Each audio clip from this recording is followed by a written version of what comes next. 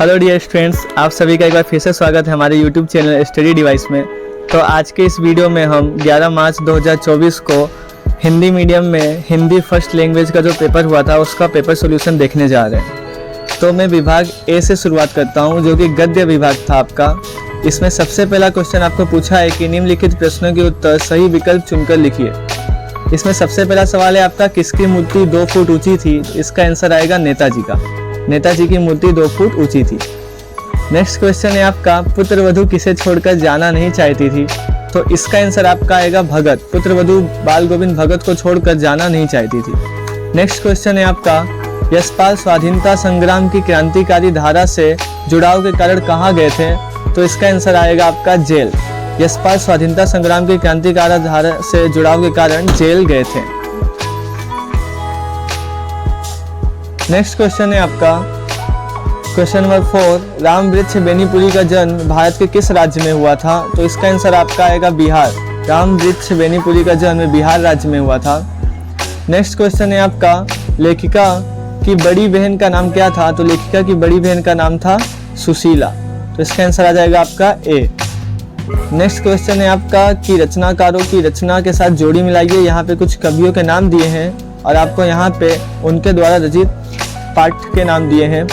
तो इसमें आपका जोड़ी मिलाना है। तो मनु भंडारी ने लिखा था एक कहानी यह भी, उसके बाद यतीन्द्र मिश्र ने लिखा था नौबत खाने में इबादत, उसके बाद यशपाल जी ने लिखा था लखनवी अंदाज और स्वयं प्रकाश ने लिखा था नेताजी का चश्मा। नेक्स्ट है आपका, राम वृक्ष बेनीपुरी ने लिखा था बाल गोविंद भगत। नेक्स्ट क्वेश्चन है आपका कि प्रश्नों के उत्तर एक एक वाक्य में दीजिए। इसमें पहला क्वेश्चन है आपका, क्वेश्चन नंबर 11, बिस्मिल्लाह खां के बचपन का नाम क्या था? तो इसमें आपको लिखना था बिस्मिल्लाह खां के बचपन के नाम अमीरुद्दीन था।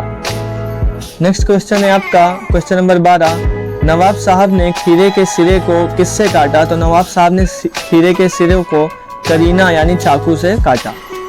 नेक्स्ट क्वेश्चन है आपका, निम्नलिखित प्रश्नों के उत्तर किन्हीं 3 प्रश्नों के उत्तर 2-3 वाक्यों में लिखिए। तो इसमें पहला क्वेश्चन आपका, क्वेश्चन नंबर 13, अमीरुद्दीन का जन्म कहाँ और कैसे परिवार में हुआ था? तो अमीरुद्दीन का जन्म डुमराव बिहार में हुआ था। एक संगीत प्रेमी परिवार में इनका जन्म हुआ था। नेक्स्ट क्वेश्चन है आपका, बाल गोविंद भगत किस कद के और कैसे आदमी थे? तो इसका उत्तर आएगा आपका, बाल गोविंद भगत मंझोले कद के और गोरे चिट्टे आदमी थे। नेक्स्ट क्वेश्चन है आपका, क्वेश्चन नंबर 15, भगत किसको साहब मानकर क्या करते करते उनके आदेशों पर चलते थे? तो इसका उत्तर आएगा आपका, भगत कबीर को साहब मानकर और कबीर के पदों को गाते गाते उनके आदेशों पर चलते थे। नेक्स्ट क्वेश्चन है आपका, क्वेश्चन नंबर 16, लखनऊ स्टेशन पर खीरा बेचने वालों के इस्तेमाल का तरीका क्या है? तो इसका उत्तर आएगा, लखनऊ स्टेशन पर जो खीरा बेचने वाले होते थे वो जीरा मिला हुआ नमक की पुड़िया रखते थे और उसके ऊपर लाल मिर्च पाउडर छिड़क कर इस प्रकार खीरा बेचने वाले इस्तेमाल करते थे। नेक्स्ट क्वेश्चन है, निम्नलिखित प्रश्न का उत्तर 6-7 वाक्यों में लिखिए। तो इसका उत्तर आएगा, पहला क्वेश्चन है पान वाला कैसा आदमी था? तो इसका उत्तर आएगा, मजाकिया आदमी था पान वाला।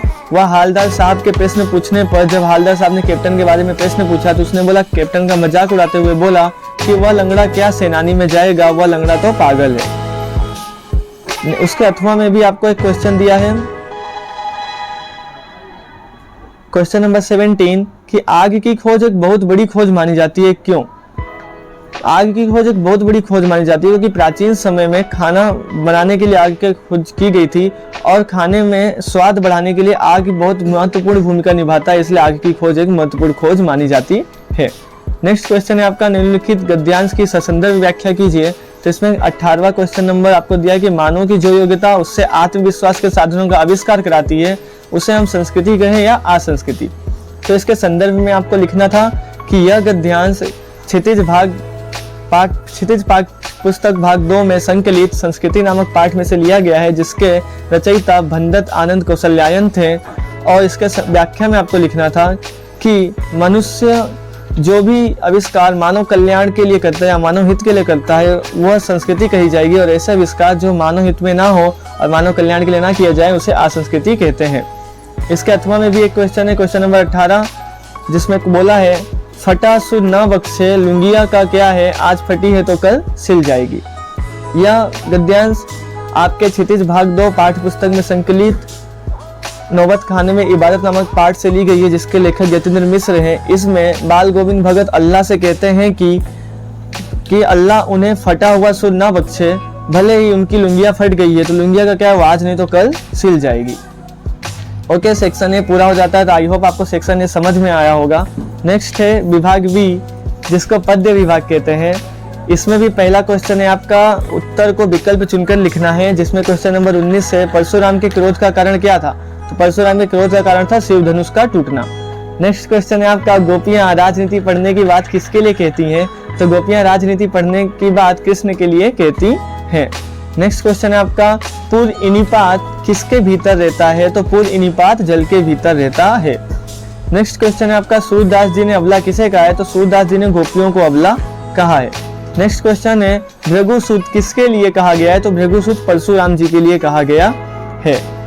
नेक्स्ट क्वेश्चन है आपका, कोष्टक में दिए गए विकल्पों में से उचित विकल्प चुनकर रिक्त स्थानों की पूर्ति कीजिए, जिसमें क्वेश्चन नंबर 24 में बोल रहा है, कवि ने खाली जगह बड़भागी कहा है, तो कवि ने उद्धव को बड़भागी कहा है।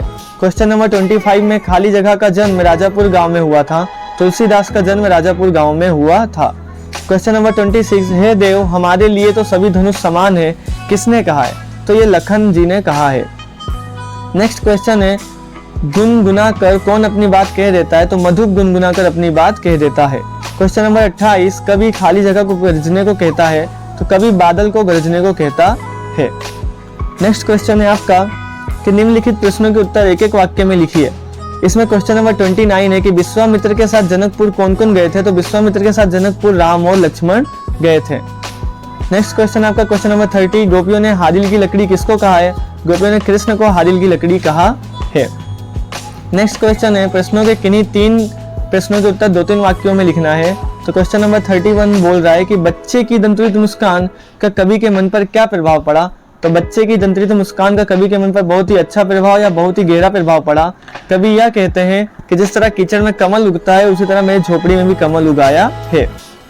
नेक्स्ट क्वेश्चन नंबर 32 है आपका, बच्चे की मुस्कान और बड़े व्यक्ति की मुस्कान में क्या अंतर है? तो कवि कहते हैं कि बच्चे की मुस्कान ऐसी मुस्कान होती है जो मृतक में भी जान डाल दे, यानी मरे हुए व्यक्ति को भी जीवित कर दे, और बच्चे की मुस्कान निश्चल होती है, जबकि बड़े व्यक्ति की मुस्कान छलयुक्त होती है। नेक्स्ट क्वेश्चन है आपका 33, संगतकार किन किन रूपों में मुख्य गायक की मदद करता है? तो इसका उत्तर आएगा, संगतकार जब मुख्य गायक का गला फट जाता है अथवा वो कोई सुर भूल जाता है, गीत के बोल भूल जाता है, तो संगतकार मुख्य गायक की मदद करता है। नेक्स्ट क्वेश्चन है आपका क्वेश्चन नंबर 34, गोपियों के अनुसार राजधर्म क्या है? गोपियों के अनुसार राजधर्म यह है कि राजा को अपने प्रजा की सुरक्षा करनी चाहिए और प्रजा के दुखों को दूर करना चाहिए। नेक्स्ट क्वेश्चन है आपका, निम्नलिखित प्रश्नों के उत्तर 6-7 वाक्यों में दीजिए। इसमें 35 नंबर का सवाल है कि कवि के बच्चे की मुस्कान के सौंदर्य को किन किन बिंबों के माध्यम से व्यक्त किया है? तो कवि ने बच्चे की मुस्कान के सौंदर्य को 2 बिंबों के माध्यम से व्यक्त किया है, पहला कमल का फूल और दूसरा शेफालिका का फूल। उसके अथवा में एक क्वेश्चन दिया है, कवि के अनुसार फसल क्या है? कवि के अनुसार फसल किसी एक व्यक्ति की मेहनत का फल नहीं है, बल्कि फसल में बहुत लोगों की मेहनत और बहुत से प्राकृतिक स्रोतों का मेहनत लगती है, जैसे कि जमीन, पानी, खाद और जंतुनाशक दवाइयों की मेहनत भी लगती है। निम्नलिखित पद्यांश का ससंदर्भ व्याख्या दीजिए। अगला क्वेश्चन है कि छोड़कर तालाब मेरी झोपड़ी में खिल रहे जलजात। यह पद्यांश आपकी बुक क्षितिज भाग 2 में संकलित दंतुरित मुस्कान नामक पाठ में से लिया गया, जिसके कवि का नाम है नागार्जुन। इसमें व्याख्या में आप लिख सकते हैं, कवि यह कहना चाहते हैं कि जिस तरह कमल में कीचड़ खिलता है, उसी तरह मेरे झोपड़ी में तालाब को छोड़कर, कीचड़ को छोड़कर कमल खिल रहे हैं। नेक्स्ट है, इसी के अथवा में आपको दिया है कि बिहसी लखनु बोले मृदुवानी, अहो मुनिसु महाभटमानी, पुनि पुनि मोहि दिखाओ कुठारू, चाहत उड़ावन फू की पहाड़ू।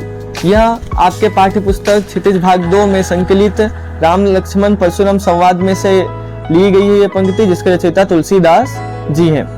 नेक्स्ट है आपका विभाग सी, व्याकरण विभाग है, जो इसमें आपको सबसे पहले बोला है कि पर्यायवाची शब्द लिखिए, जिसमें 37 नंबर में हवा का पर्यायवाची वायु आएगा, आसमान का पर्यायवाची आकाश आएगा। नेक्स्ट क्वेश्चन है आपका कि समास का विग्रह करके समास का नाम बताना है, जिसमें 39 नंबर पे राजा और रानी दिया है, तो इसका विग्रह होगा राजा और रानी, और इसका समास का नाम आएगा द्वंद्व समास। नेक्स्ट क्वेश्चन है आपका त्रिभुवन, जिसमें समास विग्रह आएगा 3 भवन का समूह, इसका समास का नाम आएगा द्विगु समास। नेक्स्ट क्वेश्चन है आपका शब्द समूह के लिए एक शब्द बताना है आपको। 41 नंबर पे दिया, जो पढ़ा लिखा ना हो तो इसका आएगा अनपढ़, और जिसकी पत्नी मर गई हो तो इसका आएगा विदुर। नेक्स्ट क्वेश्चन है आपका निपात ढूंढ कर लिखिए। मैं तो रात भर पढ़ता हूँ, जो कि एकदम गलत वाक्य है, इसमें निपात आएगा तो। और अगला आएगा रमेश तुम भी पढ़ो, तो इसमें निपात आएगा भी। ओके, नेक्स्ट क्वेश्चन है वाक्यों में क्रियापद ढूंढ कर लिखिए, जिसमें दिनेश रोता है, दिनेश पूरा दिन रोता ही रहता है, तो इसका क्रियापद आएगा रोता। और अगला है परशुराम पर राम ने क्रोध नहीं दिखाया, तो इसका उत्तर आएगा दिखाया। नेक्स्ट है आपका निम्नलिखित कहावत का अर्थ ढूंढ कर लिखिए। इसमें 47 नंबर पे दिया है कि आम के आम और गुठलियों के दाम, तो इसका अर्थ हो जाएगा दोहरा लाभ प्राप्त करना। नेक्स्ट क्वेश्चन है आपका मुहावरों का अर्थ लिखकर वाक्य का प्रयोग कीजिए। तो इसमें 48 नंबर पे आएगा आग बबूला होना, जिसका उत्तर आता है अत्यधिक क्रोधित होना।